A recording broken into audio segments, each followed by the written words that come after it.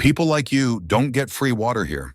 For a second, the world blurred, not from heat, but from something colder. My throat locked. My chest tightened.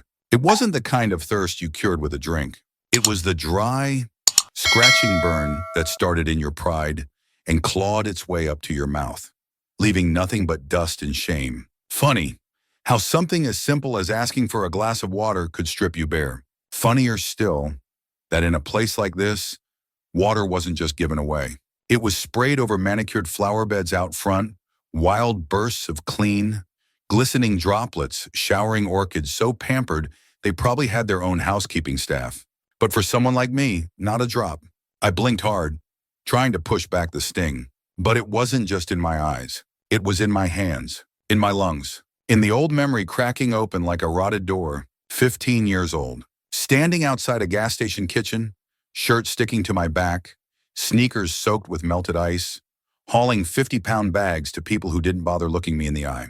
I'd asked for a cup of water then, too. The cashier had looked up, seen the sweat, the grime, the hunger, and handed me a plastic cup without a word. No judgment, no receipt, just simple human decency. Today, there were no plastic cups, no nods of understanding, just velvet ropes, polished marble, and the quiet certainty that people like me didn't belong past the automatic doors. Welcome to Unveiled Wealth, where every story unmasks what power tries to hide.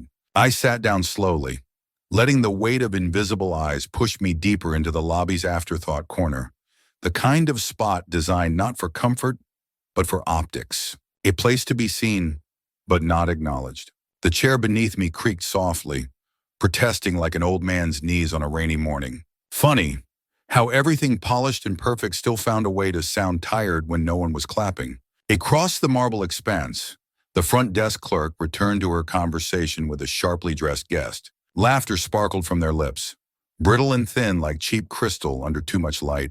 Not once did she glance back. I wiped my palms against my jeans, not because they were sweaty, but because the feeling of being dirty, unwelcome, had a way of soaking into your skin long before it touched your clothes. The fountain in the center of the lobby burbled merrily, its jets of purified spring water catching the recessed lighting just right. It looked staged, almost theatrical, like everything else here, a performance for those who already knew their lines. And there I was, off script, off stage, off balance. Gus Parkinson. The thirst in my mouth was a small thing compared to the thirst growing in my gut, the thirst for dignity, for a reminder that decency didn't come with a velvet price tag. But no one here was selling that. I watched a little girl, no more than 7 or 8, dash across the lobby in patent leather shoes, her laughter bouncing off the stone. She clutched a balloon animal in one hand and a dripping ice cream cone in the other. Her parents trailed behind, laughing, unbothered, basking in the kind of careless grace that money could afford. The girl dropped her ice cream. It hit the floor with a muted splat, melting fast against the cold marble. Without missing a beat, a suited bellhop appeared, bowing slightly as he scooped it up, apologizing as if the floor itself had betrayed her. I smiled then. A small, tight thing. Because here, a spilled dessert earned more mercy than a thirsty man. And somehow, that felt right, at least to them. The minutes stretched, thick and slow, like syrup refusing to pour. The lobby moved around me, but I stayed still, an unmoving stone in a river of practiced indifference. From behind a glossy planter, a security guard watched me, not openly, not aggressively, just enough to remind me I was being weighed, measured, filed under potential problem, and left to ferment in case I soured. Funny thing about stairs, they never burn as hot as when they're half hidden. I leaned back, letting my gaze drift upwards past the chandelier heavy with hand-cut crystals, past the crown molding traced with real gold leaf, until I hit the mezzanine balcony where the executives like to take their meetings when they needed to feel connected to the ground floor. They weren't there today, but their absence still filled the space, like perfume lingering in an empty room. I could almost see them anyway. The tailored suits, the careful handshakes, the sideways glances. Power didn't need to be loud here.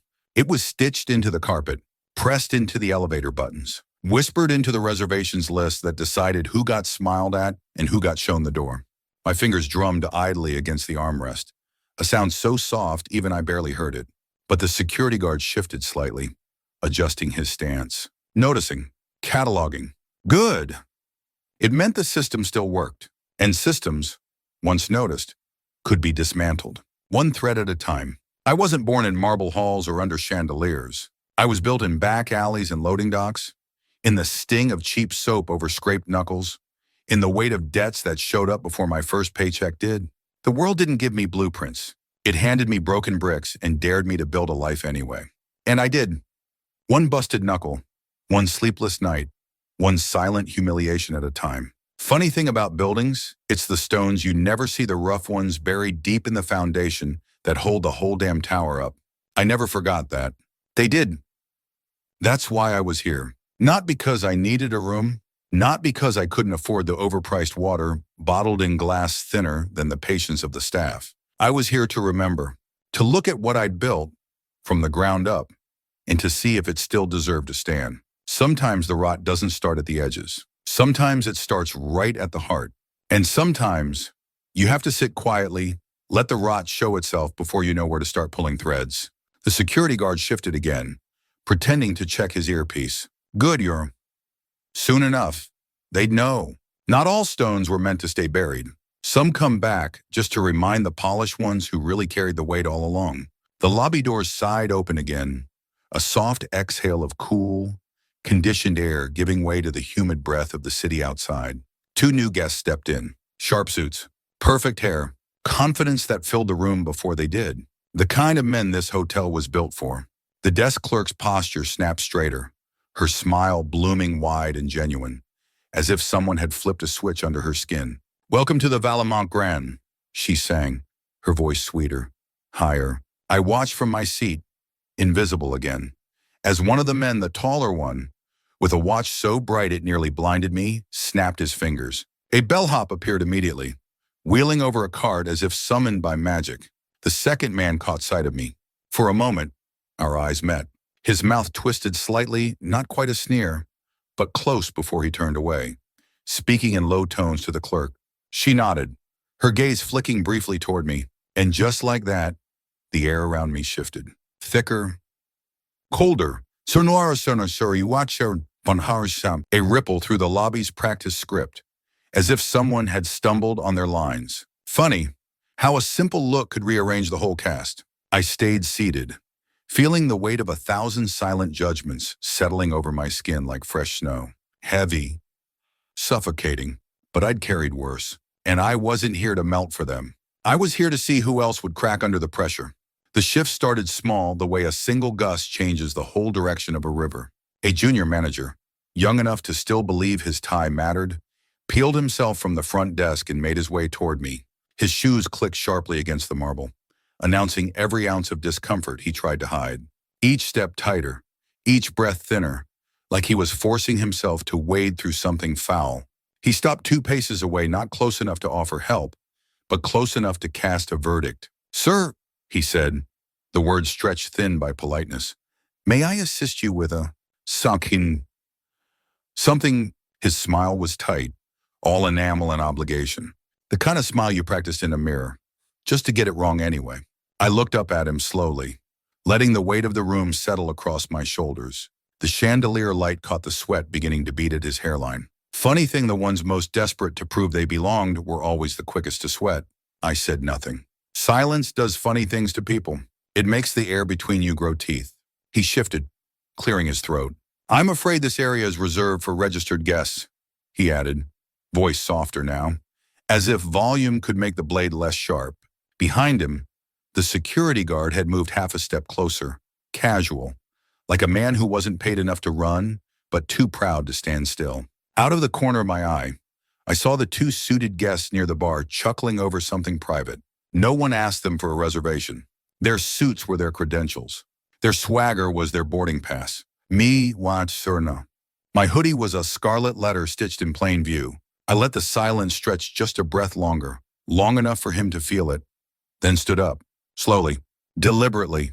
The chair creaked, loud in the tense air, like the crack of a gavel no one wanted to acknowledge. I smiled at him, not warmly, not cruelly, just enough. No need, I said, voice calm enough to make him flinch. I'm just enjoying the view. And it was true. The cracks were already showing. They just didn't know how deep they ran yet. There's a certain panic that moves differently than fear. It's smaller, so much meaner Yuri Tradura. It curls up behind the ribs and rattles the voice before it ever makes it past the teeth. That's what I saw now, a ripple of it passing from the junior manager to the front desk clerk, to the bellhop loitering near the fountain. No one said anything. They didn't need to.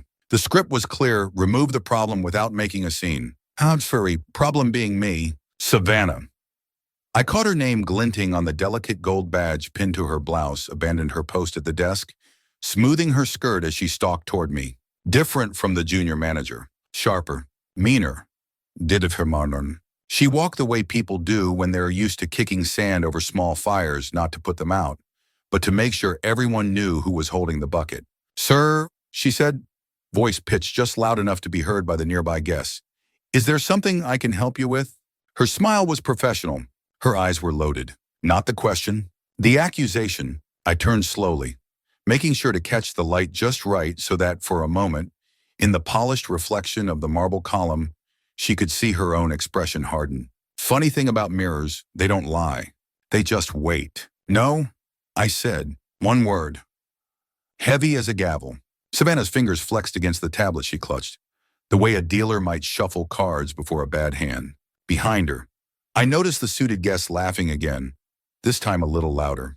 Their amusement tasted like stale smoke in the air, acrid, familiar, cheap. Another ripple moved through the lobby. Someone at the concierge desk picked up a phone, whispering low into the receiver. Security. Maybe. Backup. I could almost hear the silent meeting happening behind their eyes. How far could they push me? Would I raise my voice? Would I crack and give them the excuse they needed? I smiled, a real one this time. Because they didn't understand yet. They were still playing checkers. And I'd spent my whole life learning chess. The lobby wasn't quiet anymore. The hum of conversation sharpened into a brittle murmur, like glassware clinking too hard against marble. I could feel the air shift denser, hotter, as if the very walls were holding their breath. Savannah stood stiffly by the front desk now, fingers tapping the counter in a rhythm that had nothing to do with patience. The junior manager whispered urgently into a sleek black earpiece, his free hand smoothing the front of his jacket so often it looked like he was trying to iron it by touch. The bellhop by the fountain rolled his cart a few inches backward, eyes darting like minnows around a hook. Everyone had a part to play, and suddenly, none of them liked their lines. The marble underfoot gleamed too brightly, as if trying to blind everyone to how fast the lobby was unraveling. Above, the chandelier threw fractured light across the walls, scattering broken reflections that jittered with every small vibration. The scent of polished wood and expensive soap thickened, cloying now, like the perfume of a room desperate to cover the rot beneath. Funny thing about places built on appearances. When the mask cracks, it doesn't shatter. It peels, slowly, cruelly. And right now, they were peeling faster than they knew. I walked slow, deliberate toward the center of the lobby. My boots made a sound against the marble, a soft scrape that somehow sliced louder than all the whispers. The security guard flinched. The concierge's hand froze halfway to a drawer. Even Savannah took a half step back before catching herself, planting her heels like a soldier who'd realized too late the battlefield had shifted. No one stopped me, not yet. And in that hesitation, in that fraction of a heartbeat where fear outran training, the whole lobby tilted ever so slightly in my favor. You could smell it if you knew how. The beginning of the end never comes with trumpets. It comes with the sound of marble floors remembering they were once just sand. The doors hissed open again, and for a moment, every head in the lobby tilted subtly, almost instinctively. A man walked in, not rushed, not grand, just present. It's just a renounced, linen blazer, sneakers scuffed at the edges, a careless way of moving like he didn't need permission to exist. Under his arm, a leather folio embossed with the same gold crest that glittered on every staff badge in this building. Savannah saw it first. Her mouth opened slightly, a breath she forgot to catch before she snapped it shut, smoothing her skirt with a motion too sharp to be graceful. The junior manager, halfway through fake smiling at a tourist couple, froze mid-gesture. Even the concierge straightened imperceptibly, like a dog catching the scent of a familiar master. The man's gaze didn't bother sweeping the room. He walked straight, not toward Savannah, not toward the desk, but toward me. Our eyes locked, and something unsaid passed between us. Recognition, not loud, not showy, real. He stopped just a few feet away, dropping the folio casually onto a side table. The gold crest caught the lobby lights and flashed once sharp enough to slice the room in half. "Been a long time," he said, voice easy, carrying just enough to be heard by everyone trying hard not to listen. I smiled small, tight, the kind that held history between its teeth. "Yeah," I answered, letting my hand slide into the front pocket of my hoodie. Long enough. From the corner of my eye, I caught Savannah's posture stiffen. She tried to recover, stepping forward with that fake polished smile stapled back onto her face. "Good afternoon, sir," she chirped. A little too high, a little too eager. "Can I help you with—" The man in the blazer didn't even glance at her. His attention stayed on me, unshakable, steady like a lighthouse beam cutting through a storm. Savannah's hand faltered midair, fingers brushing invisible dust from her badge. Nobody said it out loud, but everybody heard it. She was no longer the highest ground in the room. The man chuckled low, a sound that rumbled against the marble floors more than it echoed. "You still causing trouble everywhere you go," he teased. I shrugged. "Only where they deserve it." He paused, waited, heavy. Savannah cleared her throat, a nervous tick masked as authority, and tried again. "Sir, if there's anything you require, please allow me to—" This time, he cut her off with nothing but a glance. Not rude, not dismissive, worse, indifferent. Savannah wilted half an inch, almost imperceptibly. Almost. The junior manager hovered near the concierge now, whispering with the desperation of a man trying to figure out which side of history he was about to bet his career on. And in that moment, standing there, hands loose in my hoodie, lobby lights flashing muted reflections off polished stone, I realized something. I hadn't needed to raise my voice. I hadn't needed to throw a punch.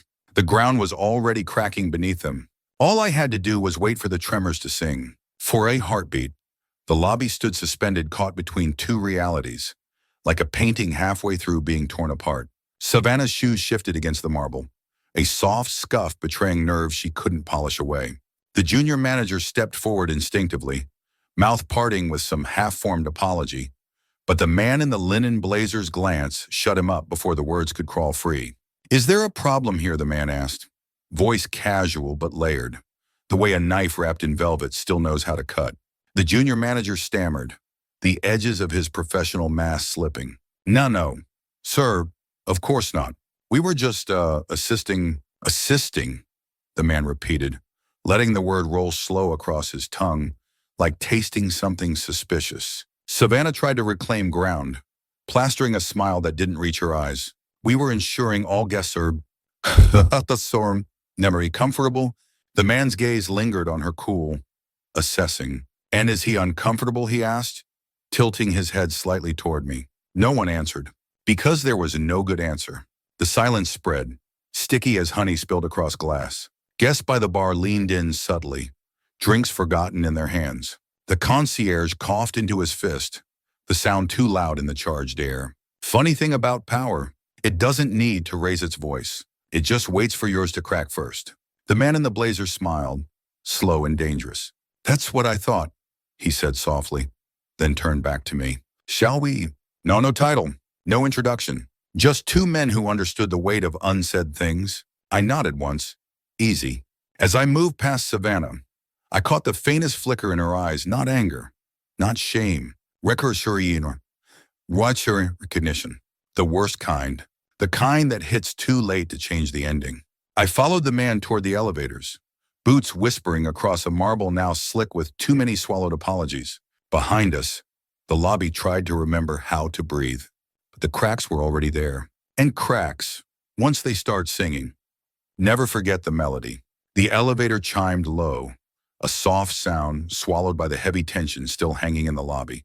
The man in the linen blazer gestured toward the open doors. "After you," he said, casual, but there was a thread of command braided through his voice. I stepped in first without hesitation. He followed, pressing a key card to the panel. The numbers lit up not the regular guest floors, but a hidden one. Private access. The door slid shut, sealing out the lobby's nervous glances and swallowed apologies. For a moment, the elevator hummed quietly between us. He broke the silence first. "Didn't expect you to show up like this," he said, leaning against the mirrored wall, arms loosely crossed. I smiled faintly. "Figured I'd make it interesting." He chuckled. "You always did know how to ruin someone's day without raising your voice." The elevator climbed smoothly. Above us, the ceiling lights buzzed faintly, the only witnesses to a conversation that could tear this building down. Brick by brick, if we wanted. He straightened slightly, studying me more seriously now. "They don't know, do they?" "No," I said simply. "Good," he muttered, almost to himself. "They're better off panicking late." A beat. Then he asked, more carefully, "And you're sure about this?" I looked at my reflection in the mirrored wall, the worn hoodie, the tired boots, the eyes that had seen too much and still hadn't forgotten how to wait. "Dead sure." The elevator chimed again, the kind of sound that wasn't really a ding, but a warning. The doors slid open onto a private floor quiet, expensive in the way money doesn't talk about out loud. He stepped aside, letting me exit first this time. "You ready to pull the rug?" he asked. I glanced down the silent hallway stretched before us, thick carpet muffling every footstep. Walls lined with art so tasteful it cost more because it didn't shout. I smiled, slow. "Let's make them hear it when it falls." And we walked in, together. And the hallway swallowed our footsteps, thick carpet drinking up any noise that might have dared slip through. We turned a corner, past a frosted glass door bearing no name, no number. Just a small, polished plaque, executive boardroom. The man in the linen blazer pushed the door open without ceremony. Inside, a long conference table gleamed under recessed lights, chairs spaced too perfectly, too deliberately, the kind of symmetry only money bothers to maintain. He nodded toward the head of the table. "Yours?" he said simply. I didn't hesitate. I walked to the chair and pulled it out, the soft leather sighing under my hand. Sitting down felt less like claiming a throne, more like returning a stolen name. He remained standing, hands in his pockets, a small smirk tugging at the corner of his mouth. "They're not gonna see this coming," he said. "They never do," I replied, leaning back slightly, letting the room settle around me. The man tossed a slim folder onto the table. It landed with a soft slap, almost polite. "Your list. Names, the Surisher ones, sure. Positions, a second one, turn, a medium. Salaries, problems." "They've gotten sloppy," he said, tapping a page with two fingers. "Savannah. Turn me into Serenasha. Victor, a couple of others, playing favorites. Cutting corners, treating guests like filters on a resume." I didn't look at the papers yet. I didn't have to. "I saw enough downstairs," I said. He chuckled dryly. "Didn't even have to bait them." "Huh?" "Nope," I said. "All you have to do is watch who thinks they're safe." Silence stretched comfortably between us. Old camaraderie, the kind that doesn't need filling with cheap words. Finally, he asked, voice lower, "You still want to handle this?" Quietly, I tapped the folder once, lightly. "They wanted to build careers on quicksand." I said, my voice even, "I'm just making sure they get the view when it collapses." He nodded, almost respectfully. Outside, through the tinted glass, the city sprawled under a lazy sunset gold bleeding into blue, like wealth trying to hide its bruises. Funny thing about power, it's never about who shouts the loudest. It's about who holds the ground when the shouting starts. And tonight, this ground was mine. The folder lay open between us, names bleeding black ink onto crisp paper. I tapped one with my index finger. "Savannah. Start with her," I said. "She's the kind that thinks charm buys immunity." The man in the linen blazer smirked. "And the others, they'll follow," I said simply. "Pressure cracks the weak first, the arrogant second." He nodded, pulling out his phone, a quiet gesture that meant more than any announcement. He wasn't texting, he was triggering protocols. Below us, somewhere in the labyrinth of polished halls and velvet ropes, gears were already grinding into motion. I leaned forward, my voice low. "I want two things," I said. "One, watch who defends her. Two, watch who backs away first." He raised an eyebrow. "You think they'll scatter that easily?" I smiled, small, cold. You don't have to kick a termite nest, I said. You just have to tap the wood hard enough. A pause. Then he chuckled, sliding the phone back into his pocket. And when the dust settles, I sat back, fingers steepled lightly in front of me. Then, I said, we rebuild, with the ones who never needed to check the wind before doing the right thing. Outside the boardroom's tinted windows, the city lights flickered on one by one, tiny fires against the bruised purple sky. Inside, the real fire was already smoldering. And tonight, it had my name on it. We didn't head back the way we came. Instead, the man in the linen blazer led me through a private service corridor, walls narrower, lights dimmer, the quiet hum of machinery behind panels, the veins of the hotel, unseen by guests who preferred not to think about how things actually ran. Funny, really, how the prettiest places always hid the ugliest truths in the walls. At the end of the corridor, another elevator. No key card needed this time. The man punched a button labeled simply M, meeting level. The doors opened onto a different kind of lobby, smaller, but no less polished. A few clusters of furniture, a glass partition looking into a conference room already half filled. Inside, Savannah was there. Victor, the junior manager, a few others, gathered like deer sniffing the air before a storm. They didn't see us at first. They were too busy whispering, heads bent close, urgent and ugly. I caught snatches of it as we moved closer. Said he knew someone. Maybe if we just smooth it over, can't afford another report. The man in the linen blazer didn't break stride. He pushed the conference room door open wide. It didn't bang. It didn't need to. Silence hit harder than noise. Savannah straightened so fast she nearly tipped her chair. Victor paled slightly, lips pressing into a thin line. The junior manager glanced wildly toward the door behind us, as if mapping out an escape route. I stepped in last, slow and steady. One heartbeat. Two, where's Kun? The room tried to decide whether to breathe.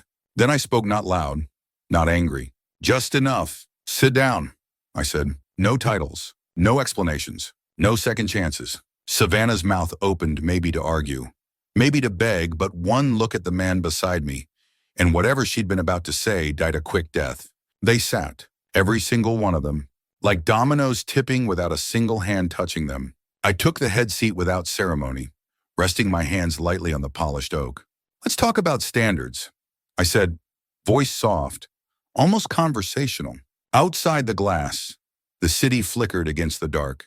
Inside, the reckoning began. The conference room settled into a brittle silence. Leather chairs squeaked quietly as Savannah and the others shifted, trying to look composed without looking defensive, failing at both. I let the silence stretch a little longer, feeling it wrap around the room like a tightening noose. Funny how quiet can make the expensive air in a place like this feel cheap. I tapped the table lightly once with my finger, a soft, steady rhythm. One beat.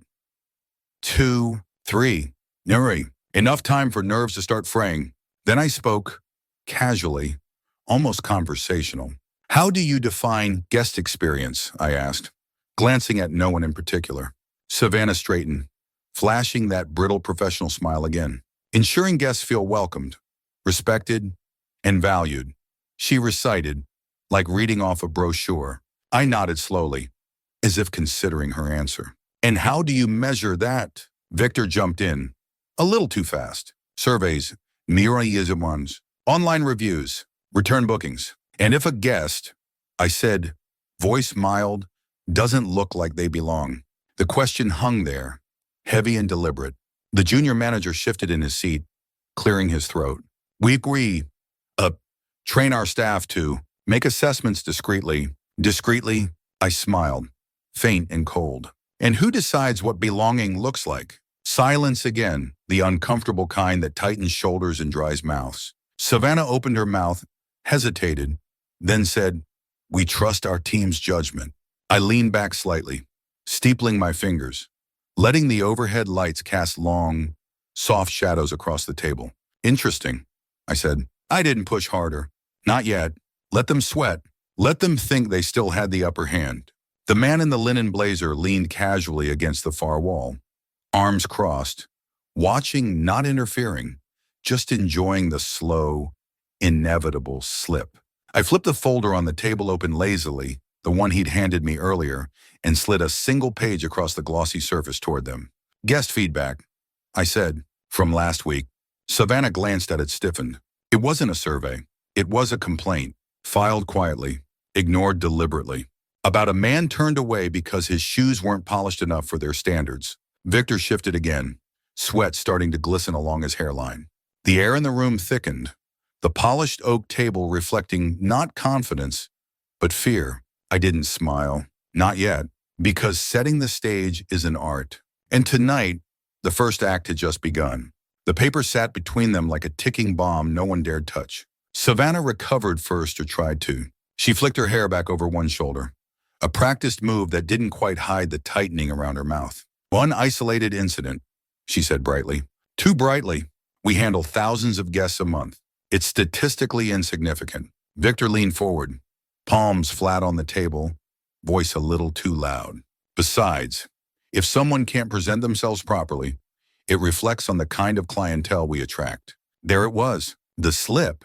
The room shifted slightly, not physically, but in the way eyes darted, breaths shortened. Even the junior manager stiffened, realizing Victor had said too much. I said nothing. I didn't need to. Savannah shot Victor a sideways glance sharp enough to draw blood. What he means, she said quickly, smoothing over the crack, is that maintaining a certain standard is important to our brand image. I tilted my head slightly, studying her. So, I said, voice mild, it's acceptable to judge someone based on appearances alone. Savannah opened her mouth, closed it, opened it again. Victor barreled ahead, sensing the ground shifting under him, but too arrogant to stop. Look, it's common sense, he snapped. Certain people just don't fit here. Silence swallowed the room whole. No one moved. No one blinked. Savannah turned slowly toward Victor, the mask finally cracking around her eyes. You're not helping, she hissed under her breath. But the damage was done. I watched them. Watched the junior manager sink lower in his seat. Watched Savannah's hands curl tightly on the table edge. Watched Victor, red-faced, realizing too late he was drowning and had no one left to throw him a rope. Funny thing about sharks, they always smell their own blood first. I steepled my fingers again, leaning back slightly, giving them just enough rope to keep tangling themselves tighter. Interesting, I said softly. Very interesting. The man in the linen blazer, still lounging against the wall, smiled faintly, the kind of smile that says checkmate without ever needing to touch a piece. And the room was already losing. They just hadn't heard the final call yet. Before Savannah could stitch together another excuse, the door creaked open. Every head in the room snapped toward it. Standing there hesitant, clutching a small notebook to her chest like a shield, was Aaron. Not in a power suit, not dripping with self-importance. Just Aaron, a simple uniform, honest eyes toward no one. The kind of person places like this learn to overlook. The man in the linen blazer gave her a slight nod, not permission. Invitation, one-on-one. She stepped in. The air shifted, not loud, but decisive, like the moment a storm chooses where to land. I spoke first, voice low but caring. Aaron, I said, tell me, have you ever been instructed to treat certain guests differently? Savannah stiffened. Victor paled visibly. The junior manager swallowed so hard you could hear it. Aaron hesitated, glancing around the way people do when they're used to being talked over, not listened to. I held her gaze steady, gave her something solid to stand on. Slowly, carefully, she nodded. Yes, she said. We were told to prioritize guests who fit the image. Her voice cracked slightly on fit, and like the word itself left a bad taste. And what happened? I asked, keeping my tone even. To guests who didn't fit, Aaron's hands tightened on her notebook. They were ignored, she said, sometimes asked to leave. Silence detonated through the room, not loud, but devastating. Savannah opened her mouth, desperate to regain control, but Aaron beat her there, not with volume, but with clarity. I wrote reports, Aaron said, filed complaints. No one followed up. She turned slightly, looking not at Savannah, at me, because somehow, even without knowing the full picture, she recognized where the gravity had shifted. I nodded once, a silent thank you. And Aaron, this quiet force they'd overlooked, dealt them the first real blow.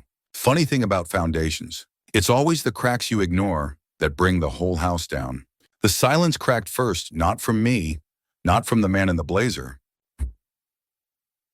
From them, Victor slapped a palm against the table, the sharp sound making Savannah flinch. "This is ridiculous," he barked. "One complaint from a junior employee doesn't prove anything." Savannah turned on him instantly, voice hissing low but fierce. "You're the one who opened your mouth if you hadn't." "I wouldn't have had to," Victor snapped back. "If you hadn't let the staff get sloppy."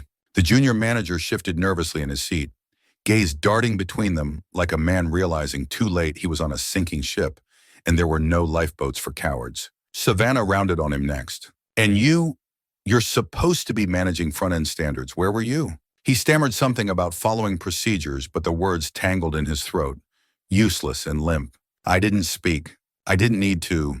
The floor was already tilting beneath them. Victor's voice rose again, brittle with panic.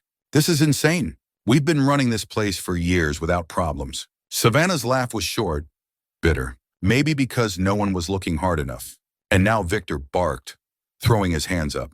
Now one hoodie-wearing dropout strolls in, and we're all supposed to grovel. The words hung there. Ugly, final, across the table. Aaron stiffened, not because of the insult aimed at me, because of what it revealed about them, their real faces, their real hearts.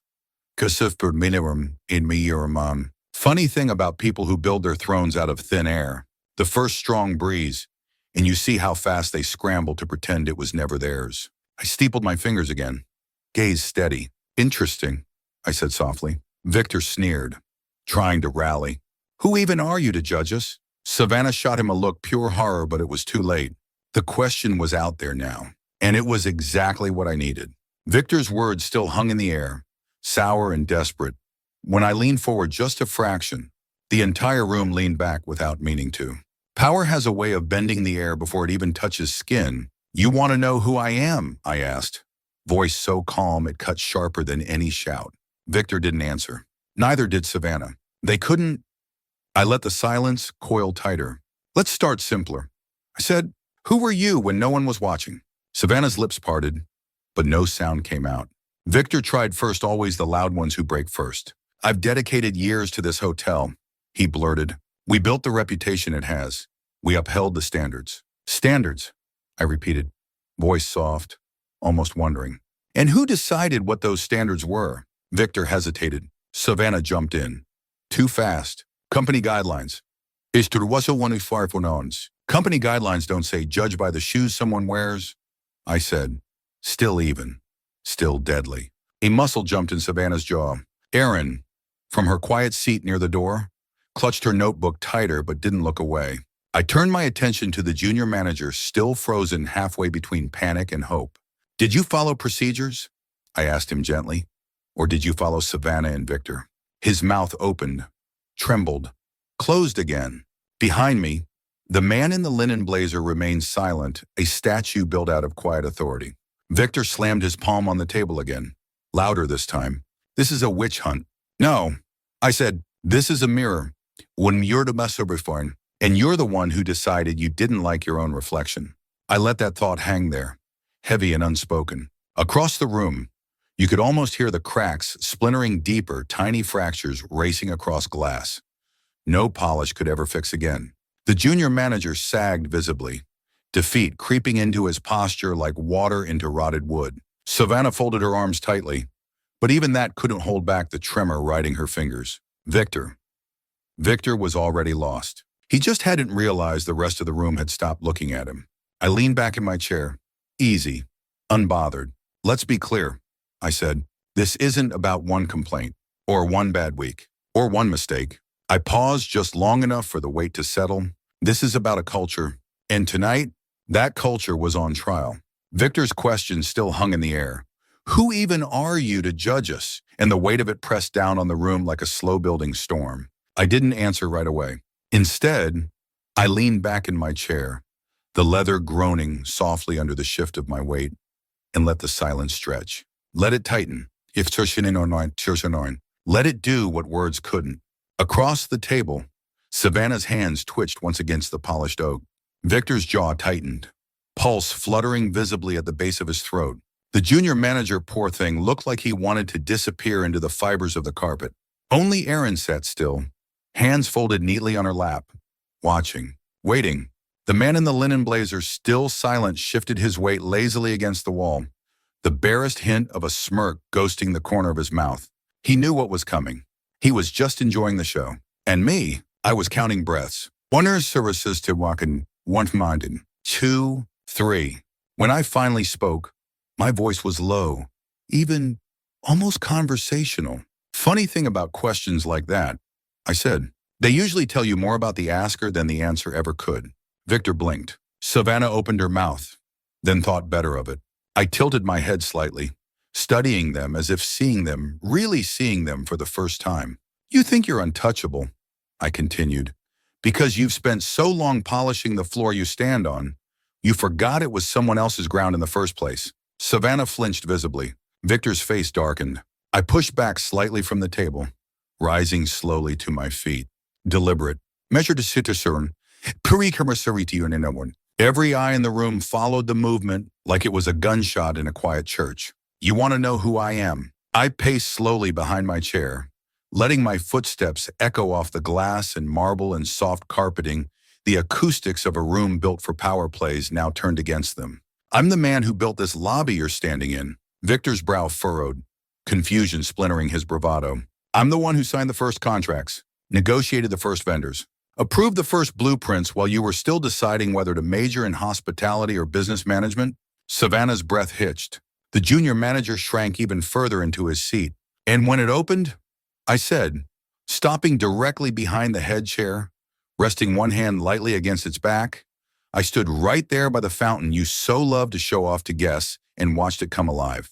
I paused, letting the images form behind their eyes, the construction dust, the sleepless nights, the impossible deadlines that turned into impossible dreams realized. And then, I said, voice sharpening, I walked away. I stepped around the chair, facing them fully now, not because I had to, another pause, but because I believed I'd left it in good hands. My gaze swept the table from Savannah's whitening knuckles to Victor's reddening ears to the junior manager's trembling shoulders. Turns out, I said softly, you can't polish rot. No one breathed. The man in the linen blazer pushed off the wall finally, sauntering closer with the lazy confidence of a man whose side was already picked long before the first shot was fired. He pulled a slim leather card holder from his blazer pocket and tossed it onto the table. It slid across the surface and came to a stop dead center, an embossed crest, my name beneath it, Euphraity, into founder, executive director emeritus, primary shareholder. Victor's mouth opened, closed, opened again. Savannah went sheet white. The junior manager looked like he might actually vomit. Erin simply sat a little straighter, something like relief flickering through her features. I placed both palms flat on the table, leaning in slightly, voice dropping to a near whisper, the kind of whisper that cracks ceilings because it doesn't need to shout. You wanted to know who I am. I smiled. Slow when I'm cold. Final, I'm the reason this place even exists. And you're the reason it's about to change. The silence that followed wasn't like the earlier one's nervous, defensive. This silence was heavier, denser, like wet cement poured over their feet. Victor swallowed visibly, Adam's apple bobbing like a man trying to gulp down panic and pride at the same time. His hands twitched once on the tabletop, as if debating whether to ball into fists or to fold in surrender. Savannah was calculating. You could see it, the frantic math in her eyes, adding up alliances, assessing escape routes, weighing who she could still use and who she needed to throw under the bus. Typical, the junior manager, for his part, looked ready to cry. Sweat trickled down from his temple, carving a thin, trembling line across skin gone sickly pale. And Erin watched it all quietly. The way a gardener watches a storm she always knew was coming, but no one ever listened when she warned. I stayed standing. I let the weight of it all settle, not forcing it, just allowing it. Funny how people who think they're in charge collapse the fastest when they realize they never were. Victor found his voice. First, of course, he did, always the loud ones who think volume can drown truth. We didn't know. he stammered. If we had known, you would have done what I interrupted smoothly. No heat in my voice. Just cold, clinical curiosity. Shaken my hand faster, laughed at my hoodie a little quieter. His mouth snapped shut with a click. Like a man slamming a door on his own dignity, Savannah leaned forward slightly, plastering a smile so fake you could almost hear the glue drying. We're honored to have you here, she said, voice sugar slick and snake slow. If we'd realized, I cut her off too.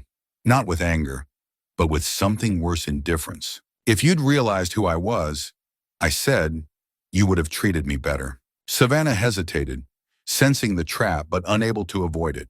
And what does that say? I continued, voice like a scalpel, about how you treat everyone else. Victor shifted uncomfortably. The junior manager bowed his head lower. Erin exhaled softly, a breath she'd been holding for longer than she realized.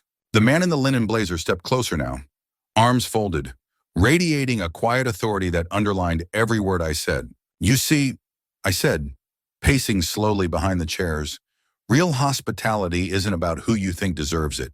One step, another souvenir. It's not about polishing the floors for the guests you think look important. A pause, a heartbeat heavy enough to be heard. It's about serving the ones who don't look important, because that's the measure. Not the easy choices, the hard ones who are one aim on the one. So Victor wiped his brow with the back of his hand, eyes darting to Savannah, to the junior manager, to the closed door, any door desperate for an exit that didn't exist anymore. Savannah opened her mouth again, no doubt to salvage something, but I held up one hand. And somehow, that small gesture pinned her harder than any shouted command. I stopped behind Erin's chair, rested my fingertips lightly on the back of it. Acknowledgement. Respect. Recognition of what this place could be could be if it was built on the right stones. I turned back to face the table. Flat palms, even voice were a monotone. You thought the marble under your feet made you better? I said, but marble cracks. You thought expensive suits meant you mattered, but fabric burns. You thought status meant untouchability, but crowns rust. And respect, I said, the word sharp enough to bleed. Respect isn't something you demand. I looked at Erin, then only her, and finished quietly. It's something you earn. Savannah shifted, trying to salvage control she no longer owned. We can fix this, she stammered, voice wobbling between polished professionalism and raw panic. Training seminars, new guidelines. We can realign with your vision. Victor jumped in too, desperate now, words tumbling over each other. We'll do better, immediately, whatever changes you want. I held up a hand again, simple, final, and they both fell silent. Control isn't about raising your voice. Control is about having people fall quiet without you needing to say a word. I circled slowly to the head of the table again, letting the tension thicken, letting them feel it settle in their bones, heavy, permanent, inescapable. I'm not here, I said softly, for apologies you don't mean. Victor flinched. Savannah's fingers tightened around the edges of her chair. I'm not here, I continued, for promises made under pressure. The junior manager made a small, almost pitiful noise deep in his throat, the sound of a man who realized the ground had been pulled out from under him, and the fall had already begun. I'm here, I said, voice sharpening, to see who you are when the marble cracks. And guess what? You've shown me. I turned my gaze deliberately first to Savannah, then to Victor, then to the junior manager, measured, unhurried, undeniable. You, I said, nodding slightly towards Savannah, care more about appearances than people. Her face crumpled for a flash, a crack too quick to hide, before she smoothed it away under years of learned survival. You, I said, shifting to Victor, care more about status than service. Victor's shoulders bunched, defensive and useless all at once. And you, I said to the junior manager, my voice softening slightly, not out of mercy, but out of pity, care more about survival than integrity. The truth wasn't a slap. It was a mirror, and they couldn't look away. Not now, not after everything had already been reflected back at them raw, ugly, undeniable. Behind me, the man in the linen blazer checked his watch not rudely, just deliberately. The gesture wasn't lost on anyone. Time's up, I returned to my seat, sitting slowly, deliberately, reclaiming the space that had always been mine. You wanted to know who I was, I said, folding my hands loosely atop the table. You asked. I smiled small, sharp, inevitable. Now you know. The city lights outside the glass walls flickered in patterns against the dark, like silent applause only the brave could hear. Inside the reckoning continued, and the ones who thought they were the architects of this empire were finally realizing. They'd been building on sand all along. Victor shifted forward in his seat, voice desperate now, a dying ember trying to spark back into flame. We can still fix this, he insisted, hands spread wide like a man pleading with a jury. We can retrain staff, launch initiatives. Damage control. Just give us the chance. Savannah, sensing the shift, jumped in like a drowning woman clutching driftwood. Yes, absolutely, she said, voice trembling under the weight of false confidence. We can turn this around. We just need your guidance. Suriname, your leadership. There it was, the pivot. The moment when self-preservation eclipsed pride, the thing about people like them, they would stab you in the back without blinking and beg you for a second chance without shame. I let them speak. I let them beg, because it wasn't about me needing to hear it. It was about them needing to realize finally, fully, that their words meant nothing anymore. Not here, not now, not to me. The man in the linen blazer moved first. He slid a thick folder onto the table. Contracts, reports, HR documents, everything laid out in meticulous, clinical efficiency. The sound of paper against wood was louder than any apology could have been. Savannah blinked at it. Victor stared, throat bobbing uselessly. The junior manager visibly wilted. You won't need damage control, I said quietly, because you're not going to be the ones handling this anymore. Victor's mouth opened to protest, but the man in the blazer cut him off with a single look. Authoritative. Absolute authority. Savannah half rose from her seat, only to freeze halfway, caught between pride and panic. You're being reassigned, the man in the blazer said smoothly, effective immediately. Savannah's face went rigid, disbelief and humiliation warring across her features. Victor sputtered. Reassigned to where? The man smiled thinly. Not cruel, just inevitable. Somewhere far enough away, he said, that you'll have plenty of time to reflect. The junior manager didn't even try to argue. He just dropped his head. The surrender of the defeated. I rose from my chair again, not rushed, not angry, simply inevitable.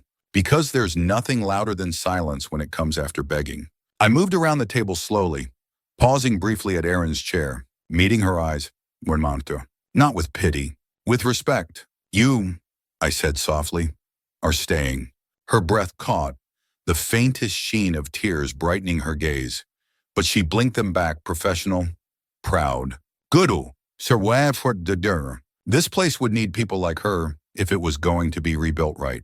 As for the others, they were already ghosts. They just hadn't left the building yet. The city outside the glass kept burning low against the dark. A million little lights pretending they weren't fighting the night.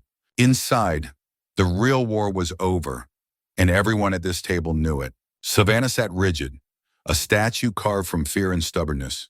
Victor sagged forward, elbows on the table, anger bleeding into defeat. The junior manager simply stared at his hands as if trying to remember when they'd started shaking. I stood slowly, smoothing the creases from my hoodie, the same one they had once judged. It felt almost ceremonial now, like armor that had never needed polish to matter. Here's what's going to happen, I said, my voice cutting clean across the room. You're stepping down. Victor flinched like he'd been slapped. Savannah opened her mouth to argue, to beg. I didn't care which, but I raised a hand and the room froze. You'll be transitioned out quietly. Severance if you keep your dignity. None if you don't. The man in the linen blazer stepped forward, sliding fresh folders onto the table with a soft finality that sounded louder than any gavel. Contracts, terms, exit strategies. You'll be signing before you leave this building, I said. Tonight, Savannah's face folded into something bitter and small. Victor muttered a curse under his breath. Too soft to matter, too late to change anything. I turned toward Erin, who sat straighter now, steadier. The others tried not to look at her, as if the simple act of witnessing her loyalty somehow shamed them further. You, I said quietly, will help rebuild what they almost destroyed. Her throat bobbed, but she nodded, shoulders pulling back with a resolve that was no longer fragile. Gutrana Turnatunamon. I needed people who could survive fires, not just admire the view from safe towers. Savannah pushed her chair back sharply, the scrape jarring against the polished floor. Victor followed suit, clumsy, graceless. The junior manager lagged behind, dragging his defeat with every step. As they filed out one by one, the room grew lighter, like someone had cracked a window after years of suffocating. I didn't watch them leave. They weren't the story anymore. The man in the linen blazer leaned closer, voice pitched low so only I could hear. Could have crushed them harder, he said, almost teasing. I smiled without humor. No need, I said. They'll do it to themselves. Because funny thing about rot, you don't have to tear the structure down. You just have to stop pretending it's still holding. And when you finally shine a light into all those carefully polished corners, you don't find foundations, you find dust. I let that thought settle as I looked out the glass wall again, the city blinking slow and tired under the weight of its own illusions. Tomorrow, this place would look the same to outsiders. But inside, it would never be the same again. And maybe that was the first real act of building I'd done in years. Not pouring concrete, not signing checks, but cracking open a lie so cleanly. The truth had no choice but to grow where the rot had died. They didn't leave gracefully. Savannah lingered first, hovering by the door with a brittle smile stretched so tight it looked painful. Victor shuffled beside her, hands wringing the brim of an invisible hat, as if searching for a posture that might erase the last 10 minutes. The junior manager simply stood frozen, his face a study in quiet, sinking horror. Sir, Savannah began, her voice sliding back into syrup-thick sweetness, we truly value your vision. If there's anything, I raised a brow slightly. Not a glare, not a command, just the barest tilt of an eyebrow, and she snapped her mouth shut like a trap springing closed. Victor stepped forward next, desperate now, words tumbling over each other like drunks fighting gravity. We've always admired your leadership, he blurted.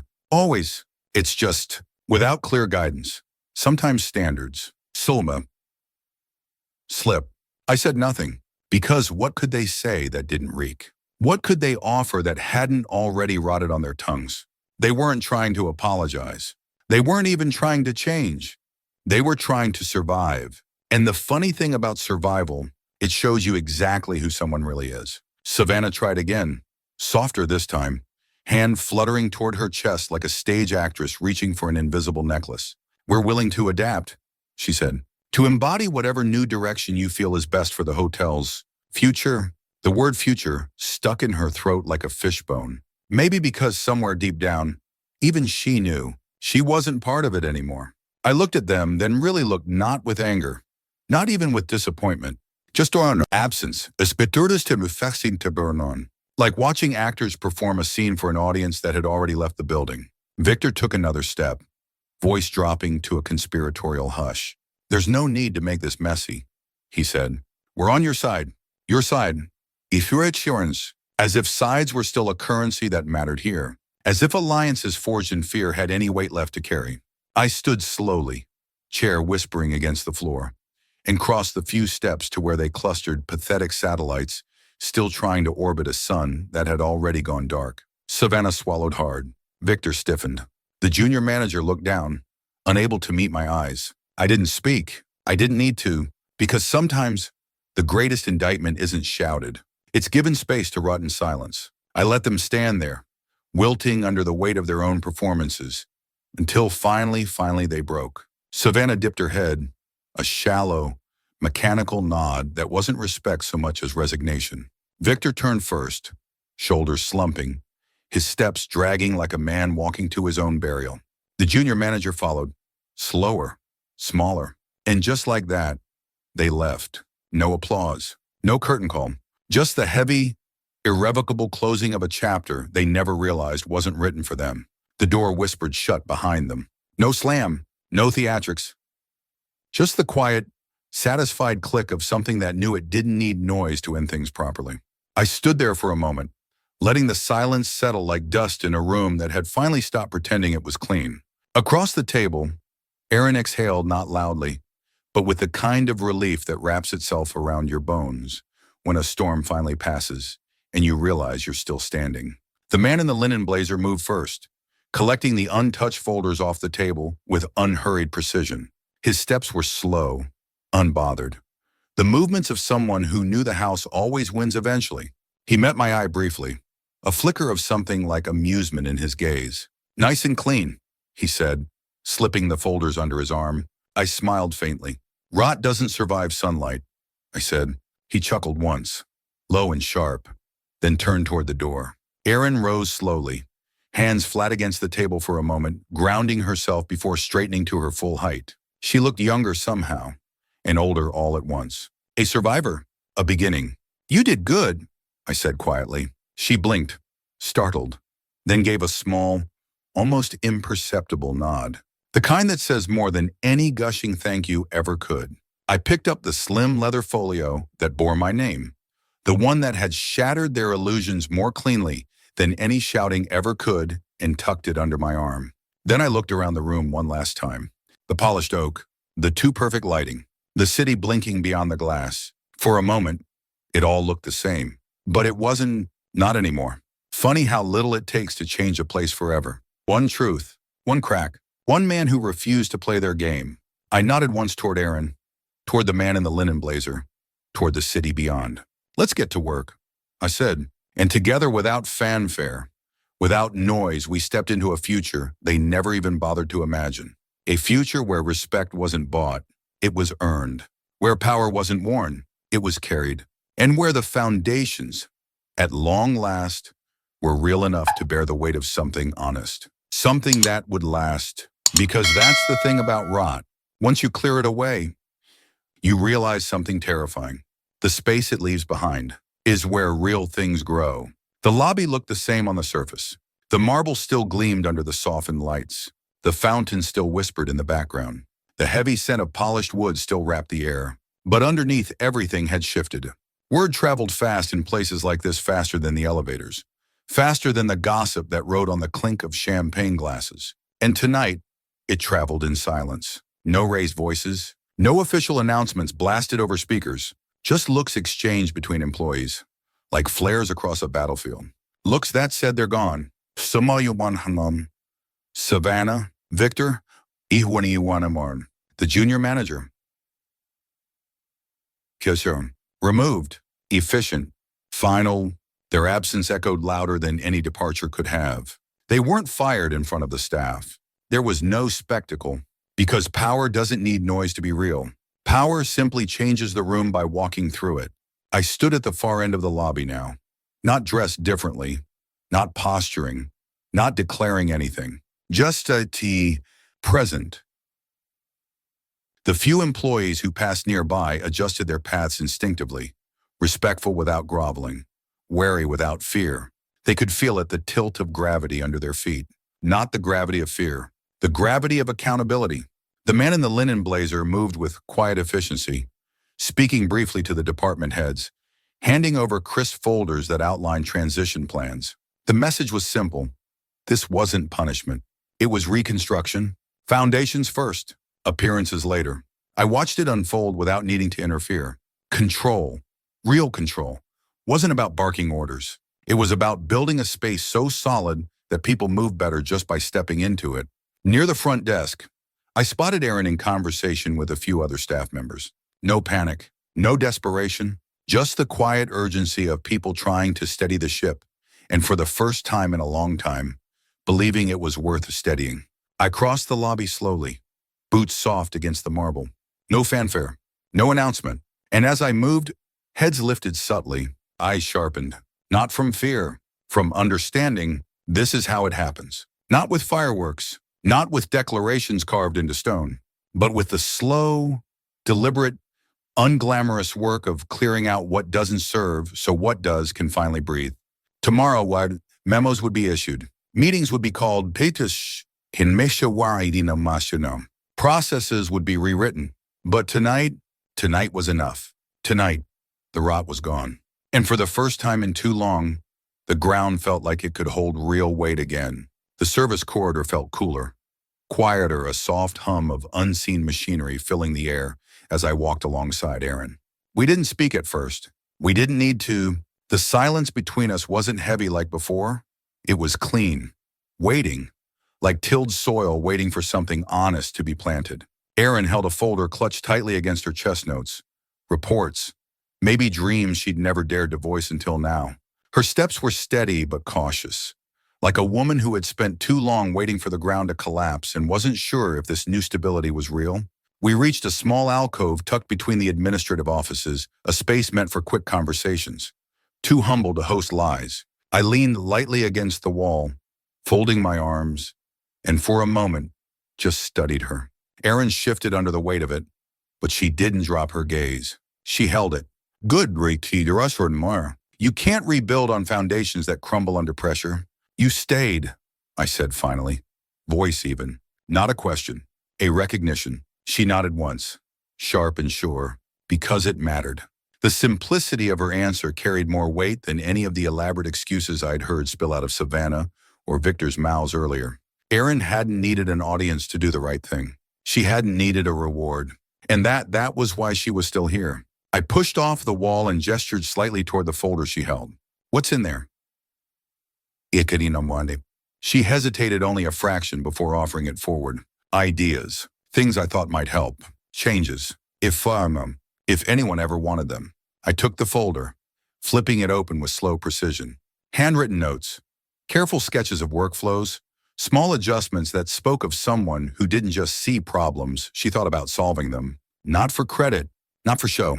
Because it was the right thing to do. I closed the folder gently and met her eyes again. We're not patching holes anymore, I said. We're rebuilding from the bedrock. She inhaled sharply. Not out of fear, out of something rarer. Hope, hinasituyu. The fragile, dangerous kind that blooms when you realize maybe, just maybe, the fight wasn't for nothing. I'm not offering you a promotion, I continued. I'm offering you responsibility. You pretty one. Real responsibility. Her hands tightened slightly on the hem of her uniform, but her voice was steady when she spoke. I want her. I smiled small, genuine. You've already earned it. Outside the corridor, the hotel moved on footsteps echoing down hallways, the soft clink of glasses from distant lounges, the quiet mechanical heart of the place thudding on. But here, in this small forgotten corner, something bigger had shifted. Not policy, not branding, culture. Because real change doesn't start with memos. It starts with people who refuse to look away when things rot. And tonight, for the first time in too long, I didn't feel like I was standing on quicksand anymore. I felt like I was standing on the beginning of something worth building. The conference room was empty now, chairs pushed back with the slight disorder of people who had fled, not simply left. I stood near the head of the table, fingers resting lightly against the polished edge, feeling the subtle vibration of the city beyond the glass. Erin stood a few steps away, silent, steady, waiting not for orders but for something better, direction rooted in something real. I spoke quietly, not to command, not to proclaim, but to set the first stone of what would come next. Power, I said, isn't measured by who stands tallest when things are easy. It's measured by who kneels to lift others when no one's watching. Erin nodded slightly, her shoulders pulling back, a quiet acceptance of the weight being offered. I moved slowly around the table, trailing my fingertips along the backs of empty chairs, each one a reminder of what had been tolerated here too long. For too many people, I continued, power is a performance, expensive suits, perfect smiles, making sure the right people are seen doing the right things, at the right dinners, with the right names. I stopped near the window, watching the glow of the city bleed across the glass. But real power, I said, voice low but clear, is invisible most of the time. It's the hand that pulls someone up without announcing it. The decision that costs you prestige because it buys you character. The respect you give when no one is left to give it back. Behind me, Erin stayed quiet, absorbing every word, not out of obligation, but because she understood something most people never did. That real change doesn't scream. It hums, deep and slow, like a river reshaping mountains long after the shouting dies away. I turned back to her, letting the weight of it settle. This place won't be known for marble floors anymore, or imported chandeliers, or the brands stitched into the backs of lobby chairs. I paused, letting the truth sink deep. It'll be known for how it treats the people who walk through the door with nothing but a worn coat and a little dignity. Erin's throat bobbed as she swallowed. Not fear, not hesitation, something closer to awe, and maybe a little fear of the responsibility now laid bare between us. Good we were one, Marie. Real power always feels heavier when it's real. And real leadership, the kind that doesn't flash, but roots itself so deep it can survive fires, always starts with those willing to carry that weight even when no one's applauding. Especially then. The next morning, the lobby caught the first light differently. Not because the chandeliers were cleaner or the marble was shinier, but because the weight that had pressed down on this place for so long had lifted. Subtly, completely. It was in the way the doorman straightened his tie without glancing nervously over his shoulder. It was in the way the bellhop lingered a second longer to smile genuinely at a guest struggling with two heavy suitcases. It was in the way Erin stood behind the front desk, not taller, but steadier, as if she finally had permission to be exactly who she'd always been. Change doesn't arrive with trumpets. It doesn't storm the gates waving banners. Real change sneaks in at dawn, quiet and persistent, rooting itself into the bones of a place until the place doesn't remember how it ever lived without it. Outside, the city continued its endless hum, oblivious. People rushed past, chasing schedules and deadlines and polished illusions. But inside these walls, something new was breathing, something earned. I lingered near the revolving doors for a moment longer, watching the lobby in motion, not perfect, not finished, but moving in a direction that felt, finally, honest. Erin caught my eye from across the room, and for a brief second, the world felt heavy and light all at once. Heavy with the responsibility we carried now. Light because we had decided to carry it anyway. Somewhere beyond the glass, the city blinked and buzzed and forgot. But here we remembered. We remembered that power doesn't wear badges or flash titles. It's quieter. It's how you treat the people no one is watching. It's how you lift the ones no one thinks matter. It's the small decisions, the ones no one will ever clap for, that change the weight of the world. I pushed through the doors, letting the morning air wrap around me sharp, real, alive, and stepped into the day, not as someone who had reclaimed a building, but as someone who had finally rebuilt its soul. Because in the end, the ones who change the world aren't the ones shouting the loudest. They're the ones who stay after the shouting is done, quietly picking up the pieces no one else remembers. And maybe, just maybe, if you're someone who believes that too, you'll find a place here with us.